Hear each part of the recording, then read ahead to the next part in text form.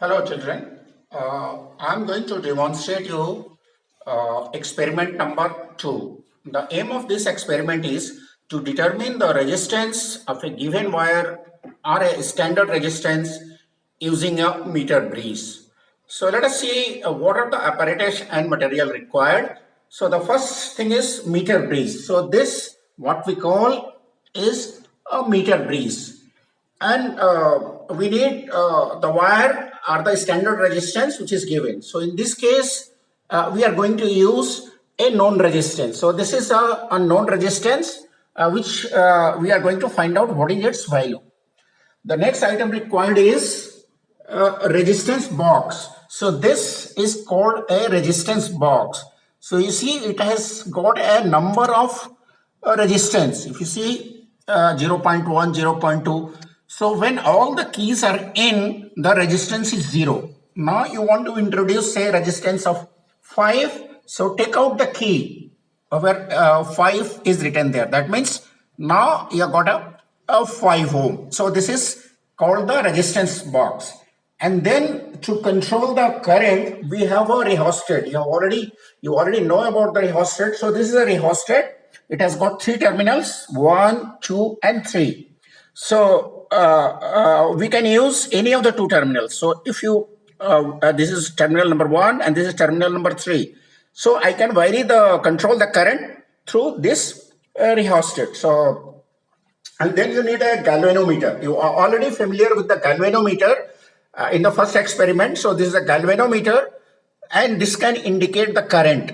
The difference between the galvanometer and the ammeter is it can read the current in both direction, in the left and right. You see this can deflect positive or negative. So it can work in both the direction, where the ammeter can read only in one direction. So you need a galvanometer, and this is called the jockey. So you need a jockey, and you need a cell or battery eliminator. So in this case I'm using a battery eliminator. So you can see here I can change different voltage 0, 2, 4, 6, 8. I can give any voltage, and this is connected to the rheostat as given in the circuit diagram in the book. And then you need thick connecting wires. So these are the thick connecting wires. Basically you see this white insulation. So they are well insulated, and inside that you have got a copper wire. So this should be this is used for making connection, because the resistance of this is very small. And then we have you need a sandpaper. So the sandpaper looks something like this. So the sandpaper is used to remove the insulation, to clean the insulation on the connecting wire. So this is what the material is required. And now let us see. I have already explained you what is a meter brace. So the meter brace consists of one long wire. You see here it has got a meter scale, and this is 1 meter 100 centimeter. On this you have got a thin wire, constant and wire 1 meter length. So and then this is connected through a metal strip, and you have got 2 gaps, one gap here and other gap here, which is shown as E and F. So in this gap we can connect unknown resistance. So unknown resistance is connected, we call it as a S. And then this gap E and F, we can connect the resistance box. We can insert this is a known resistance, and this is the jockey, and this we can slide this and this. Okay, once the power is on, we can slide we can change the resistance. What is happening is if I am sliding this, we can read the length of the wire. Okay, length of the wire, and here you see 40, 41, 42, and this we call is a point D. So this is A, this is C, and this is D. So we can find out the null position when the breeze is balanced. So we need to make the circuit diagram as given in your notes, which I have forwarded. So the battery eliminator through the rheostat is connected to point A, and the negative of the battery is connected to point C, and this is a point D, right? So now unknown resistance again is through this and this. So you have to clean the wire and insert between these 2 points and these 2 points.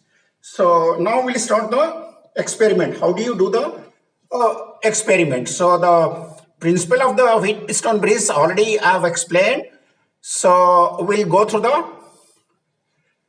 procedure. Okay, so make the connection. I've already done the connection. So first step is you have to clean this wire, remove the insulation, because if you see this, it's not shining. So once you use the insulation paper, it will become shining. Okay, and you have to tighten all the plugs. Okay, this, and see that everything is perfect. Otherwise, it will not make the proper connection.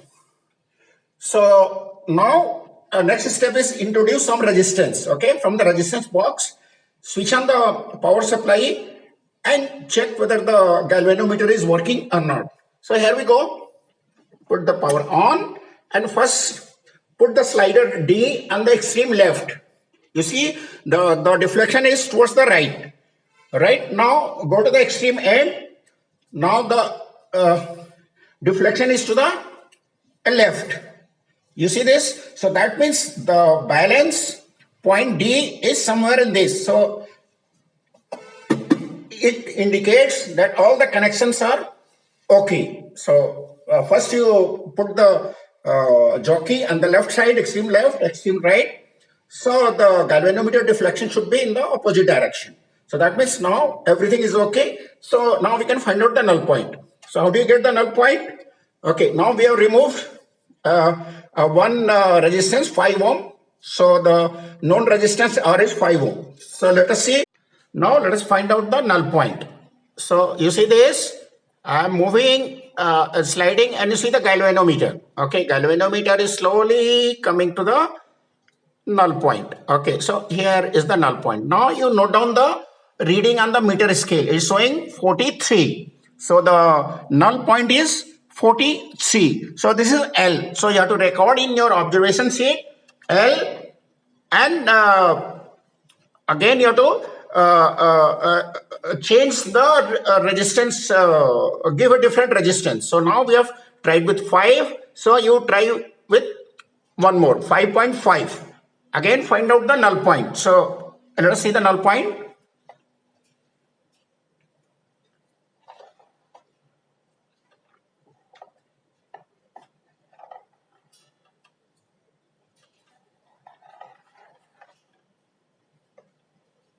Yeah, so now here we go.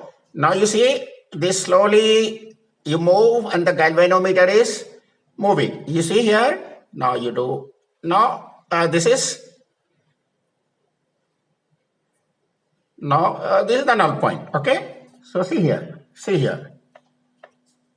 So this is the null point.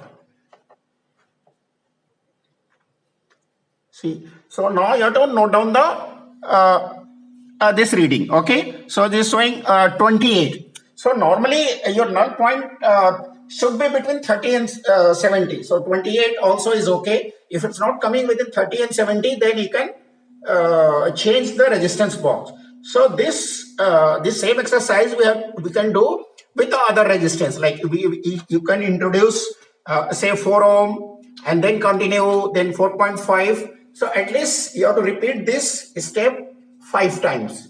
Now next is we have to interchange. So this unknown resistance will be connected here, and this resistance box will be positioned here. Again we have to repeat the same exercise, and we have to note down the L dash and all the resistance, known resistance will be same as what we done in the previous step. Okay, now we have interchanged the position of S and R. Now the known resistance box has come in this gap, that is E, and the unknown resistance has gone into the F gap. So the resistance have been interchanged. Now for the, like in the first step, we did with a known resistance of 5 ohm. So again we have to remove the 5 ohm and repeat the exercise again. So now you see,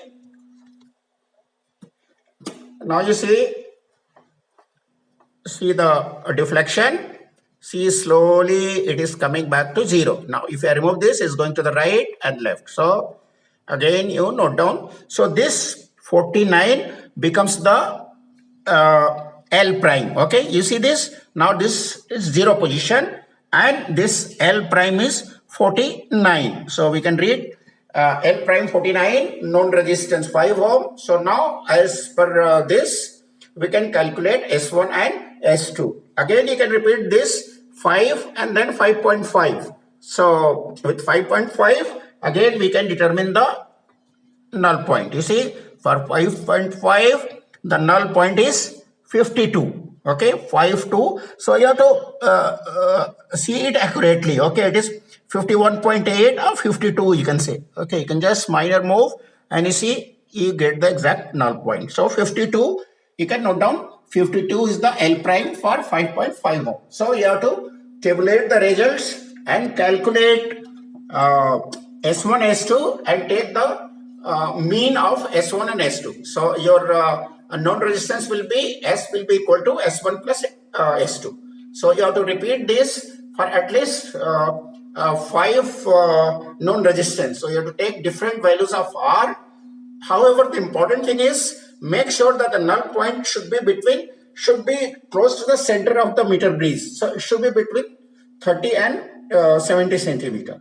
And then you take the mean of all the 5. So that will be the value of the unknown resistance. And then you have to calculate the error. So the procedure for error calculation is already known. So S1 will be equal to delta S1 will be equal to delta L1 divided by delta L divided by L, and delta S2 will be equal to delta L prime divided by 100 minus L prime. So delta L is the list count. So if you see the list count of the meter scale is 1/10 of a centimeter, 1 mm. So it is 0.1 centimeter. So delta L is 0.1 centimeter.